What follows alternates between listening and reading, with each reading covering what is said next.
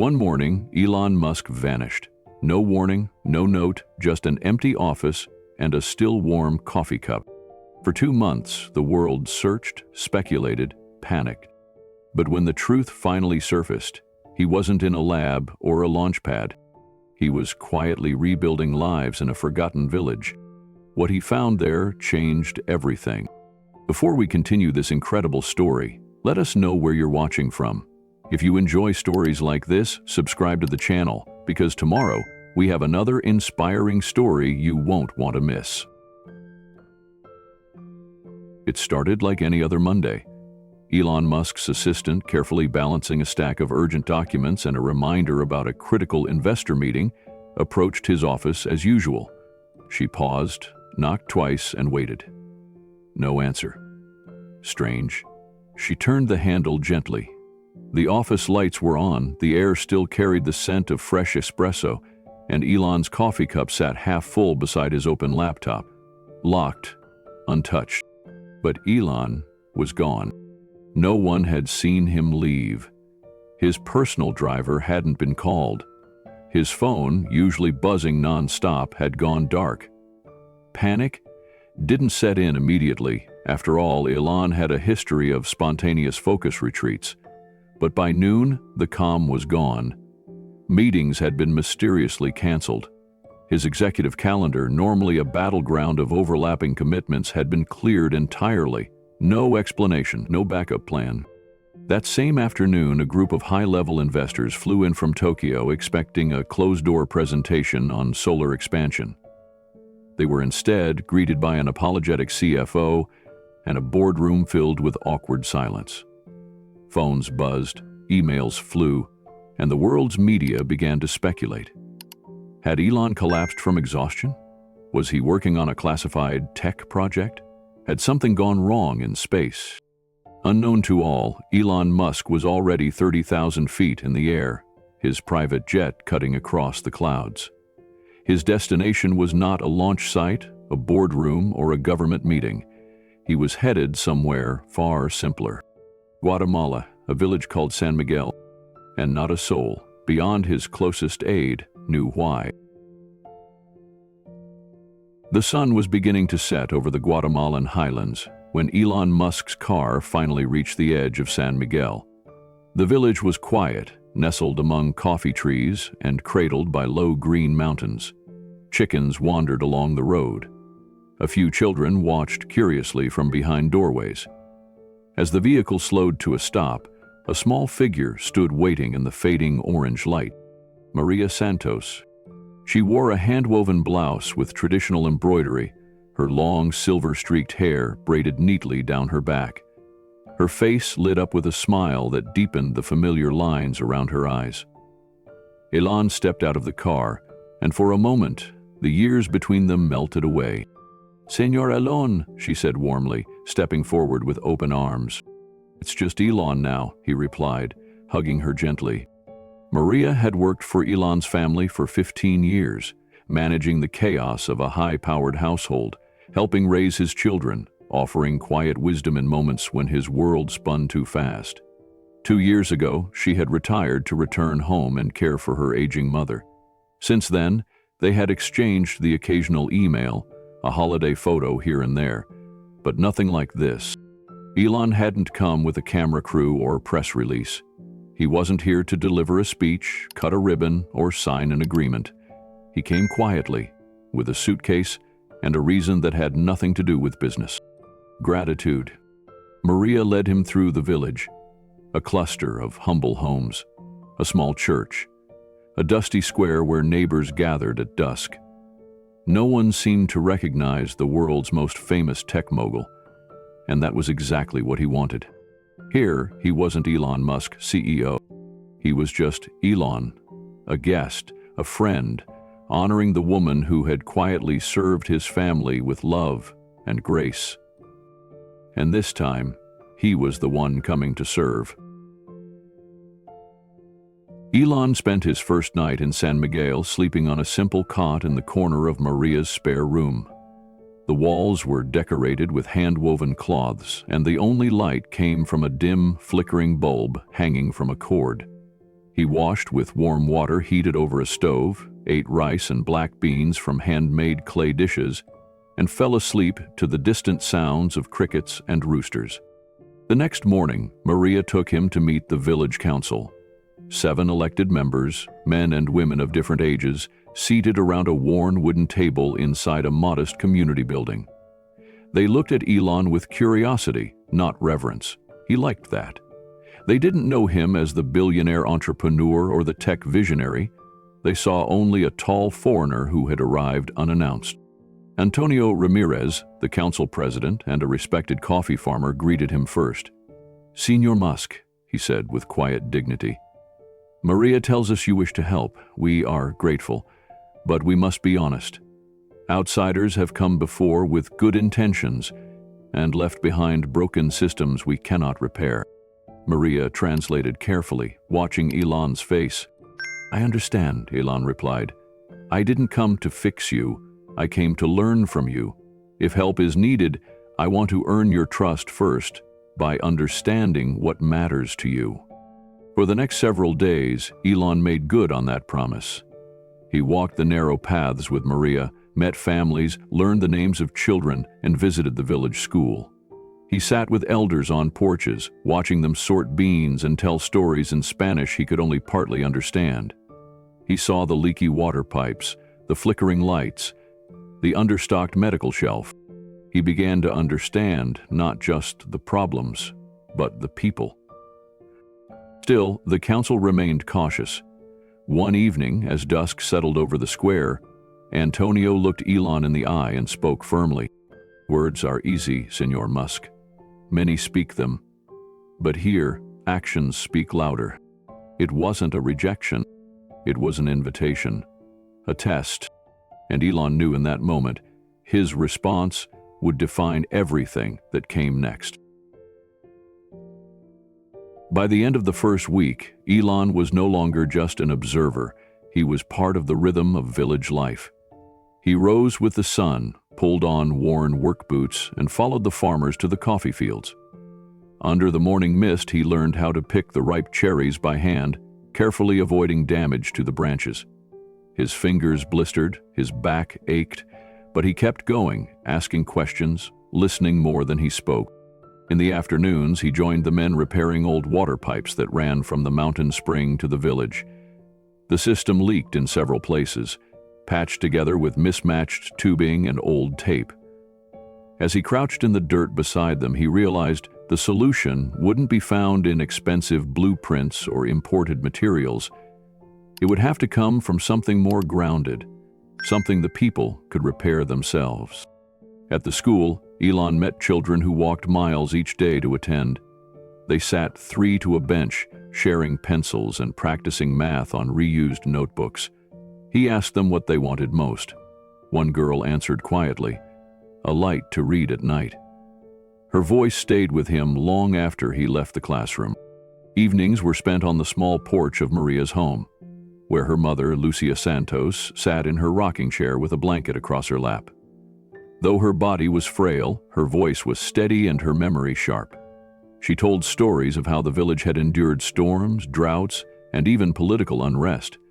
She spoke of how traditions passed through generations gave the people a sense of identity that no donation or government program ever could. Lucia didn't speak about Elon's money. She asked about his children. She asked what had made him leave his important job and come all this way. Elon tried to explain, but she already seemed to understand. "Sometimes," she said through Maria's translation, "the greatest gift is not what you give, but how you show up." That night, Elon sat awake long after the house had gone quiet. He stared up at the dark sky, stars cutting through the blackness. He thought about the power plants he'd built, the rockets he'd launched, the factories he ran. But here none of that mattered. What mattered was trust, presence, respect. He began to understand that dignity comes before design, that innovation only works when it's grounded in humility, and that the people of San Miguel didn't want a savior. He wanted a partner. But doubt still hovered. Was he doing enough? Was he truly helping, or just offering a temporary glow that would fade the moment he left. The next morning, as he helped Maria haul buckets of water from a backup source, she looked at him carefully. Her voice was low, but her words cut through the air. "I've seen this before," she said. "People come with cameras and good hearts. They build something quickly, take pictures, and then disappear. And we're left with something we don't know how to fix." Elon didn't respond right away. He knew she wasn't accusing. She was warning. She wasn't asking for technology. She was asking for commitment. And in that moment, he realized this wasn't just about San Miguel. It was about how he would choose to show up for them and for everything he claimed to stand for. The morning after Maria's quiet warning settled deep in Elon's heart, he rose before dawn and joined the village men in the fields. No fanfare, no clipboard, no plan. Just a machete in hand, chopping through the wild growth alongside the others. Blisters formed quickly, sweat soaked his collar, and still he stayed. The villagers noticed, not just the effort but the change in posture. He wasn't here to advise, he was here to belong. At the next council meeting, Elon didn't bring charts, he brought questions. What would you do if resources were no issue? What does your dream look like 5 years from now? A quiet murmur spread through the room. For the first time, the villagers weren't being told what was possible, they were being asked. That week, they mapped every problem on the chalk wall of the school. Water shortages, failed generators, inaccessible clinics, overcrowded classrooms. Then they did something different.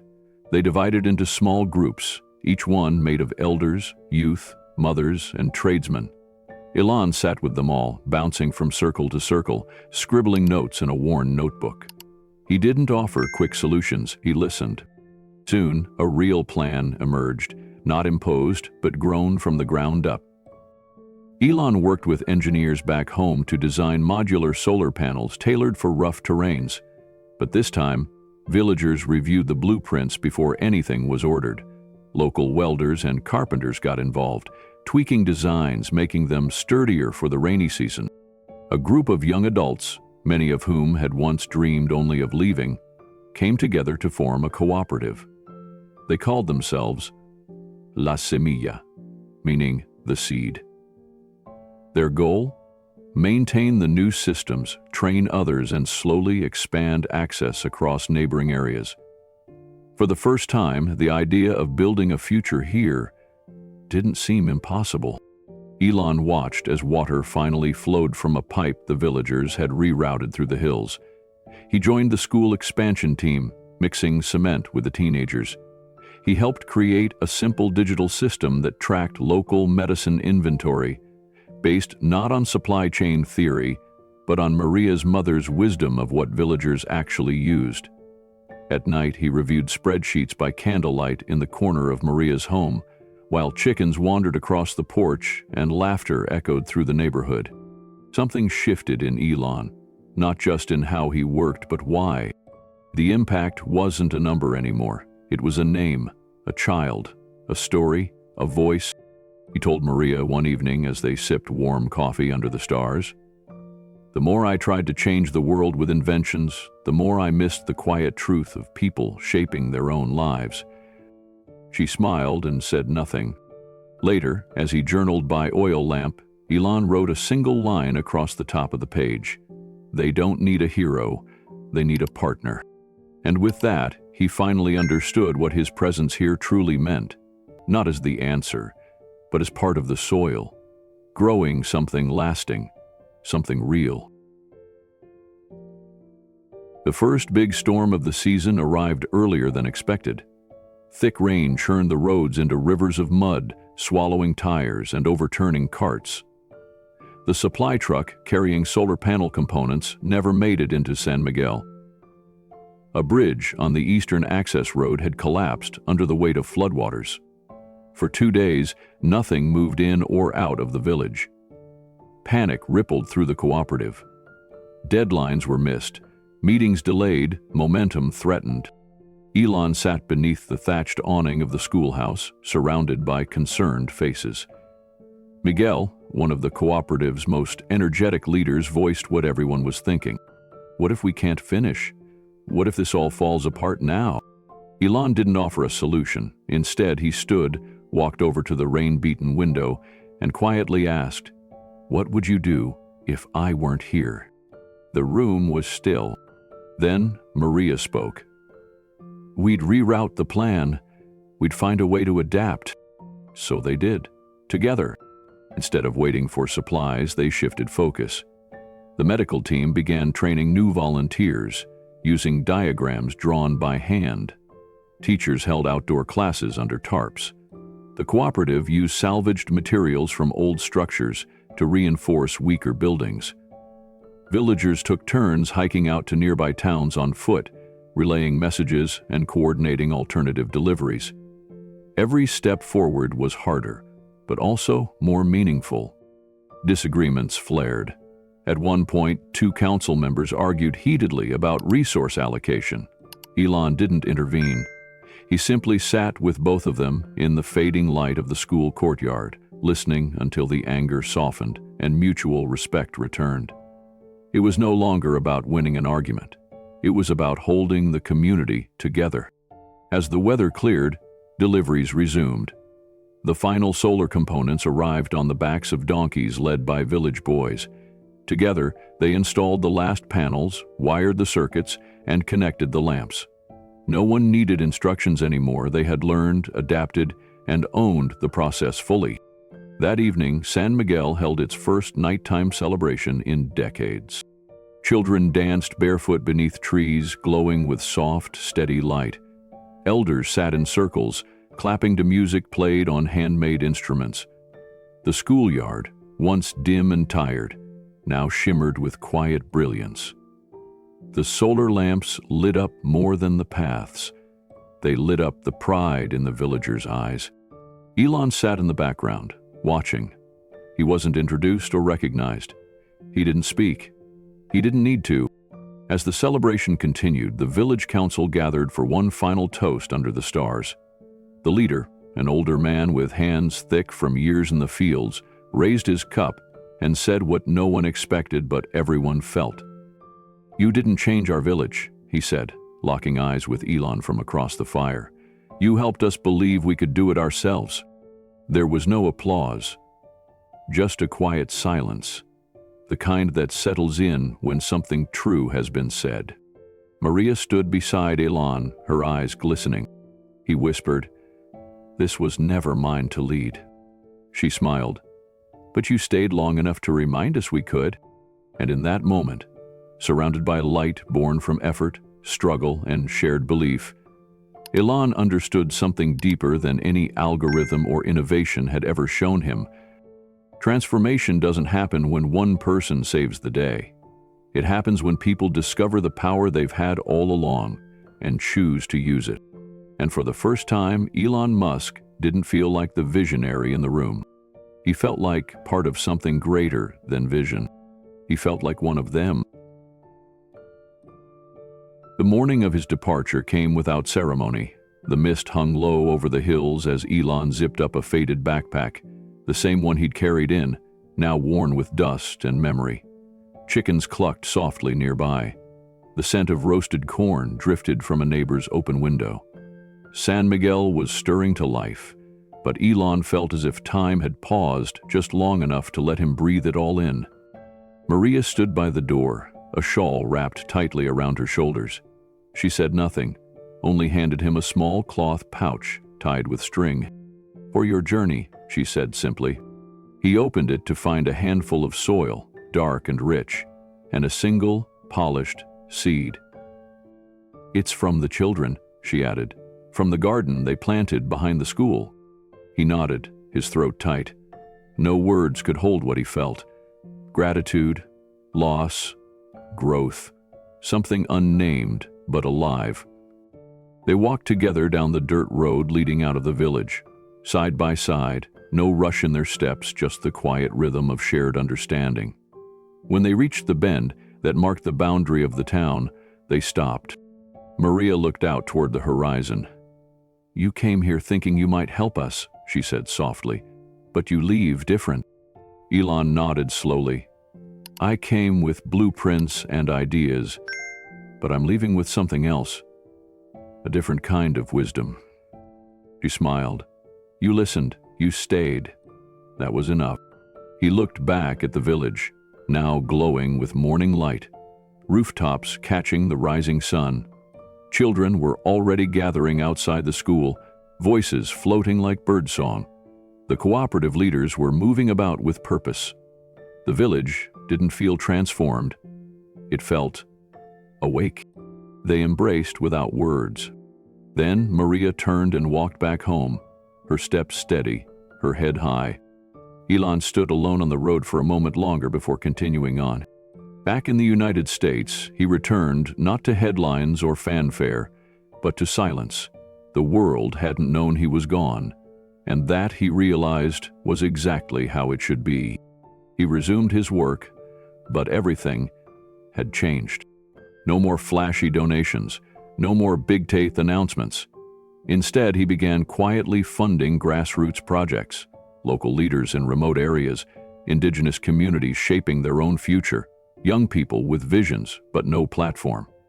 His new team, composed largely of those he met abroad, reviewed every proposal through a new lens. Does it grow from within? Is it led by those who live the problem? Does it honor dignity before efficiency? He turned down awards, declined interviews, redirected his energy toward impact without applause. At meetings, he quoted elders from villages more often than CEOs.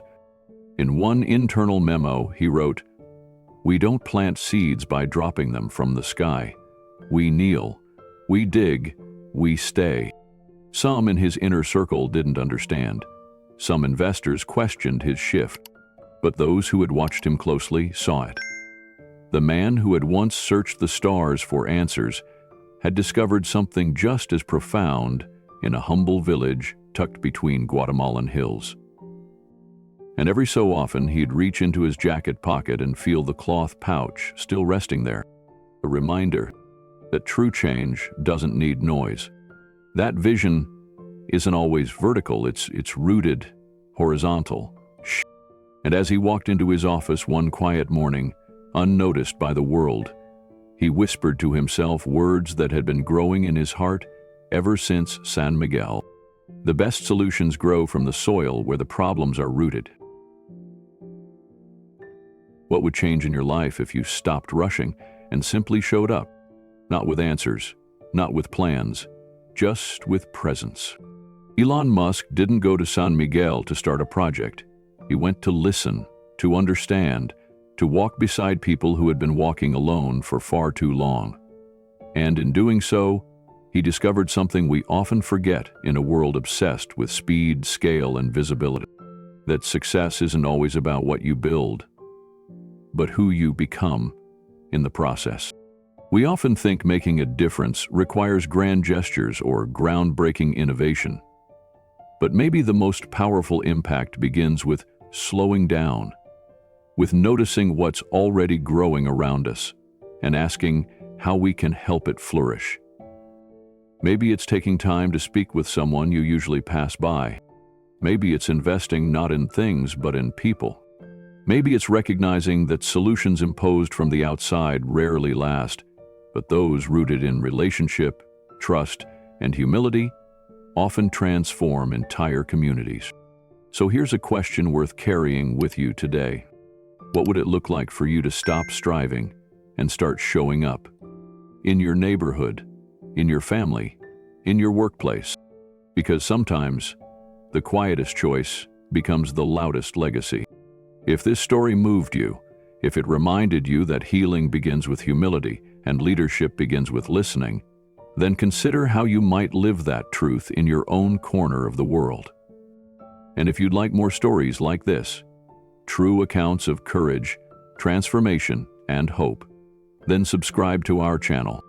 Because the world doesn't just need more headlines, it needs more heart.